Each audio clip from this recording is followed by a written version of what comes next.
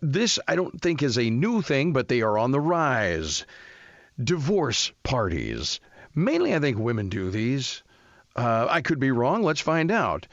She's an author. She's a speaker, host of the Divorced to Dynamite podcast. Michelle O'Neill is on with us. Hey, Michelle. Hello. Good morning. You want to have a party? Hey, I like marriage so much. I always say I did it twice. I liked being married so much.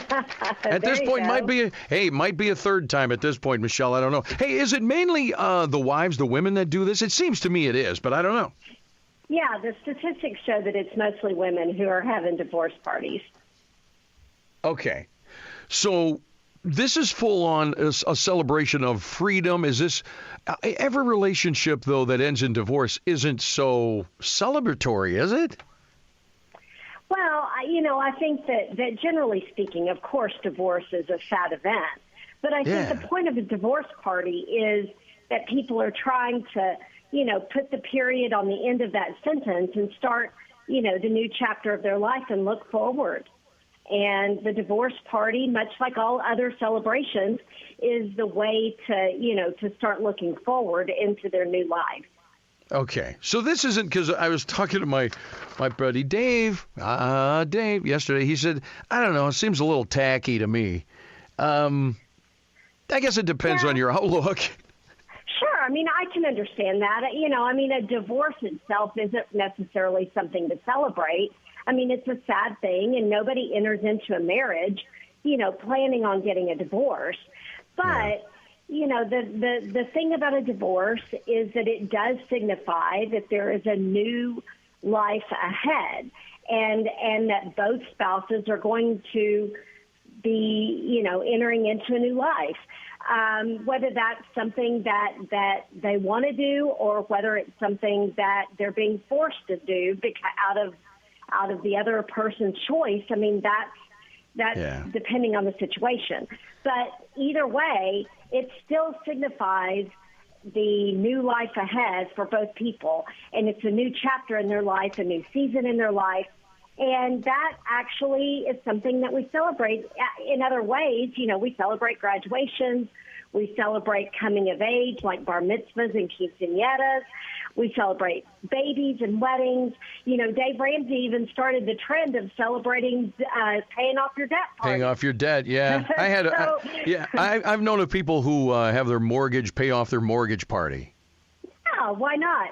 So, if we celebrate being single in other ways, we celebrate, all these other types of life events, having your newfound singlehood and being out there in a new way, celebrating life, I think that's overall a good thing and a reset of your mindset and a positive way of looking at the future.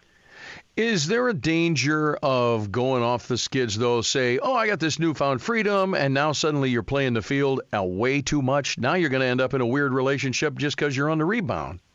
Well, I think there's always that fear. When you exit a divorce, you exit your relationship kind of, going all, as we'd say in Texas, hog wild about it. But that's the danger whether you have a divorce party or not. The reality is that the Surgeon General did a study and here recently and says that after the pandemic, most U.S. adults, over 50% of us, are suffering from a loneliness and a social isolation epidemic, even all these years later.